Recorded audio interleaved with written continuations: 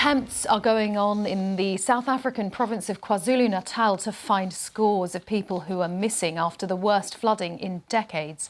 More than 300 have died after torrential rain saw buildings, roads and bridges washed away. Let's go over to our correspondent Shingai Nyoka, who's in Durban. What sort of efforts are going on, Shingai, right now?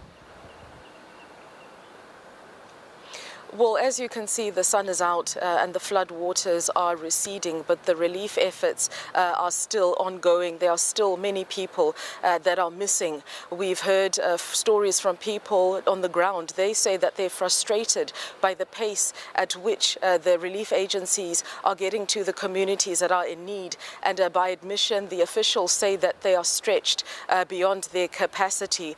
There are many communities that are still cut off, children that haven't been able to go to school, people that have been displaced in community halls. And so the government says it's still moving from community to community to assess the needs. But mop-up operations have begun. They have started to restore power and water supplies in some of the affected areas. But there still is very much a state of disaster. And the government has announced that recently, which allows more resources to be channeled towards this problem. We're looking at pictures of so much devastation, Shingai. Give us a sense of the size of the area that's been so badly affected. Well, authorities say that it is the whole of KwaZulu-Natal, which is a very strategic port city. It's the largest in sub-Saharan Africa, servicing southern African countries that are landlocked. The stories that we've been hearing are that, for example, the trucks that were coming into the province to collect goods have been stuck because the roads are damaged, the infrastructure is damaged, there are access issues.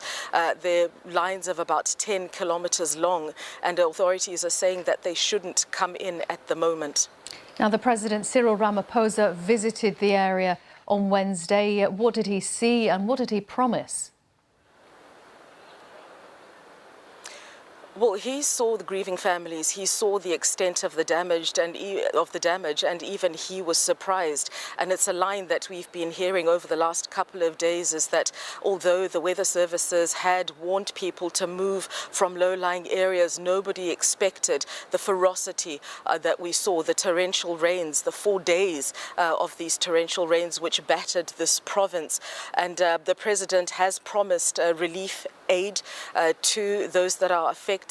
Many people have lost loved ones. Many have lost their homes in mudslides. Some were homeowners and they've become homeless overnight and they're living in shelters. And the questions they're asking to government is what happens next? How long will they be able to stay at those shelters? And what plan the government has? And this really speaks to some of the criticism that we've heard against the government, that while President Cyril Ramaphosa has said that this storm, this disaster was as a result of climate change, some are saying that it's drainage, some are saying that it's town planning that has placed these flimsy structures in these vulnerable areas. Shingai, thank you very much.